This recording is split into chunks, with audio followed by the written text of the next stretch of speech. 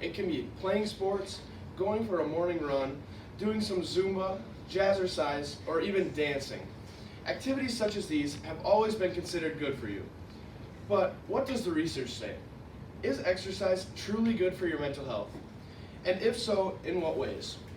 Andrea Deslandes wrote in an article titled Exercise and Mental Health, "Studies have shown behavioral, cognitive, and functional improvements in patients undergoing physical training, but few have focused on investigating possible neurobiological mechanisms in humans." This point summarizes the research and what we know about mental health and exercise up to this day. It also proves that we have come a long way from where we started, but we still have a very long way to go before we completely comprehend the effects of mental health and exercise relative to each other. Both positive and negative effects have been found, and there's a lot more positive and negative effects that still need to be found, but let's jump right into the research with some facts. Norelle Either says in her analysis of a study on a CrossFit Teens database, "Our study has shown that a school-based physical fitness program for adolescents did not result in significant improvements in mental health, but did induce improvements in self-esteem and physical self-perception in participants considered at risk of psychological distress." This point really summarizes how if most people are doing okay, these people don't necessarily need the extra exercise or need the extra help, but the extra exercise does help out those people who might be on the edge of some mental distress or something like that. They just need a little extra push to get back up into a positive mindset. To the second one, Anne-Marie Elb states in a summary of a check route experiment, "Despite the limitations of the study conducted by check route, it is encouraging to see yet another article that addresses not only the physical, but also the mental health benefits of regular physical exercise, and especially of team sport involvement. Messages regarding the positive benefits of physical exercise cannot be communicated enough, especially with regard to their benefits combating depression, which is currently the leading mental health illness, and is usually treated pharmacologically." So that point really shows how, in a larger scale study, the benefits need to be explained more, and we need to talk about in society today the better benefits more than the negative of exercise. And then this last point, the last fact comes from Andrea Dunn's article, "The Effect of Exercise on Mental Health." It reads, "Section 8 of the Physical Activity Guidelines recommends that clinicians should advise some type of physical exercise for their patients with mental disorders, and physicians should take into account comorbid disease and the patient's capabilities. In the future, greater interdisciplinary collaboration is needed to overcome numerous methodological problems and to demonstrate the effectiveness of exercise at comparable levels to standard treatments currently." So this article was actually talking about using it as a form of alternative medicine to treat common ailments and mental diseases.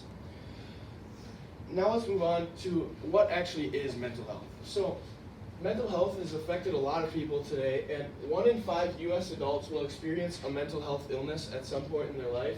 1 in 20 U.S. adults experience serious mental illness.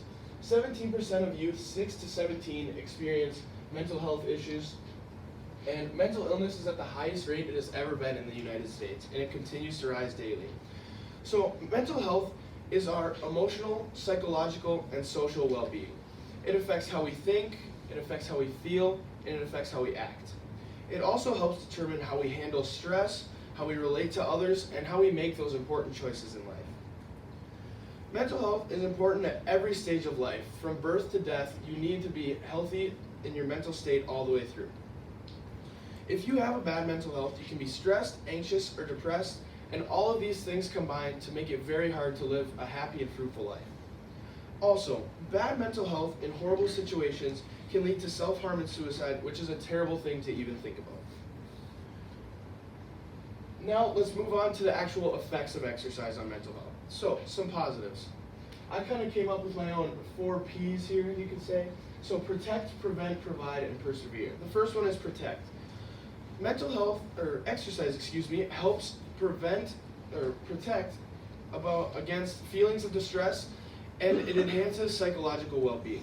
It also protects against symptoms of anxiety and protects against serious anxiety disorders. Prevent. Regular exercise is a leading preventing factor in depression, which is one of the most common mental illnesses. Provide. Exercise provides millions of cells to make bones, muscles, and other tissues. The hormones released in exercise actually provide a state of well-being in your brain, and I read an entire 50-page article about the chemical analysis and all that, but I figured you guys would not want to hear about that. And then persevere. Exercise also helps us to perceive ourselves in a positive way. Whether it's positive self-image or just getting through hardships in life, it helps us persevere through some of the toughest times. Now, let's look how exercise positively and negatively affected our class. Oh, negative. Never mind. We're going back to negative. So, the main negative is addiction. Exercise addiction is the leading factor of mental health related suicides to exercise. It affects relationships with friends, relationships with family, and just your all-around state of life. You lose respect for all things that you do when you're addicted to exercise, and you start cutting people out of your life. So if you're addicted to exercise, you commit all of your time to this. You are just solely putting this as your number one thing in life. And usually, it's not like the most prominent addiction. You might have second or third level addictions, and this is just another thing. Exercise addiction affects 3% of the population and poses mental health challenges to even physically in shape individuals, says Timothy Neal in his article, The Risk of Exercise. The second one is negative self-image, which is more common but not as severe as exercise addiction, which is just bad confidence and low self-esteem that can make it really hard to get through the day. Now let's go to the relationship to this class. So, all the studies that I found online were of huge studies conducted by very high up officials, and they all found the same idea that it was commonly a positive thing, but we still have more research to go through. Our school is small and rural, so we vary from the large studies. So in my study, 72% of our class exercise frequently and 88% enjoy exercise. 10 people average over an hour, 7 people get an hour, 1 person gets 30 minutes, 5 people get 15, and the rest don't exercise. This is the complete opposite from the studies because everyone in there found positives, and we were more so on the back end of exercising. But the final question in my form said, do you think exercise plays a role in mental health? And it was a unanimous answer. Everyone said yes. There were 3 main things that came out in that. The first one was it's a getaway and it drowns out the problems. The second, which was the most prominent, it reduces stress. And the third, it just makes us genuinely happy. Kathleen Mickelson backs the small scale in her paper, Exercise and Mental Health, saying, regular exercise is significantly associated with lower depression and anxiety frequency in a study of 269 adults.